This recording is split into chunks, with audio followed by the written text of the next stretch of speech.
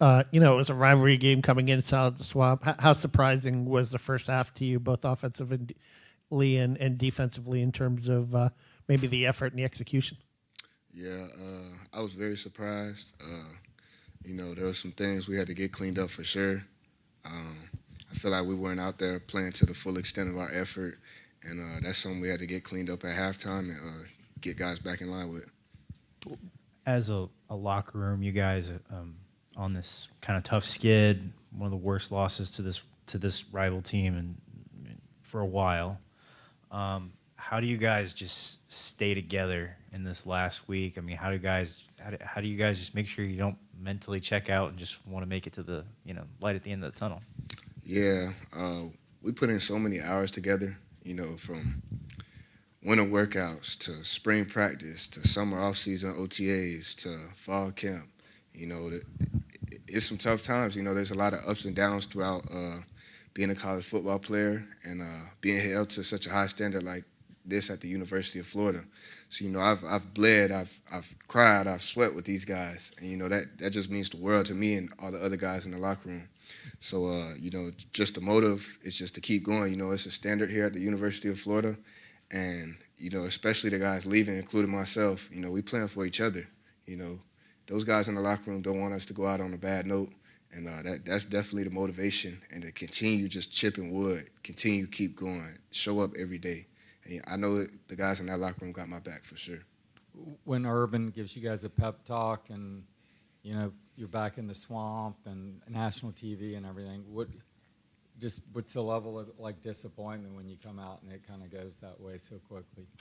Yeah, there's a high level of disappointment, but control what we control, get back in the locker room and on the sideline, make the adjustments we need to make. Guys got to play with more effort, just the little things. It's always the little things that add up to the big things. So it was definitely disappointing, but it was important to focus on what we could do better at the time and just continue to, get better as the game went on. How much, just Florida State helps, right? Being your final opponent, that helps to kind of energize you guys? Oh, yeah, for sure. We kind of look at every game like the other. Every game juiced up, ready to go play. Because like I said before, this is the last one for the seniors. Tonight was the second last one. Last night game for the seniors. So, we playing for our brothers and we playing for the program. The fans still show up, consecutive sellouts, and, they still believe in us. So every time we're going to show up and try and win the game for sure. Cormani McLean going down. How tough was that to watch for a guy who, kind of broke out this year, getting a lot more playing time?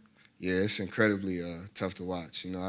I've experienced with injuries, and just seeing him go down, man, that broke my heart. Because, I seen the guy, extra means, extra hours in the weight room, just doing all the extra little things so he can make plays on Saturday like he does. So, it breaks my heart every time one of my brothers go down for sure.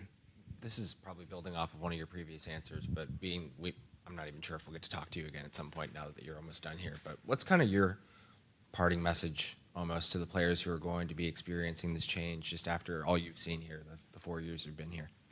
Yeah, I definitely say, just college football as a whole right now. The amount of things that the University of Florida has did for me and my brothers, we owe the world to the university. So every time, it's something to do with football or something to do off the field involving the patch, playing for the patch, give your all. That's all I got to say, really, because, it changed my life. It changed a bunch of people's life in the locker room. So, it's a standard to the university, and we got to uphold it.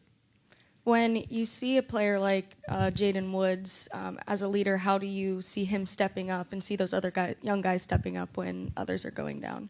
Yeah, Woods, he's a freak. I'm sure somebody in the media has said that before. I kind of seen it somewhere. But, I'm here to add on to it. He's an animal off that edge, and just seeing his progression throughout the season is amazing to watch.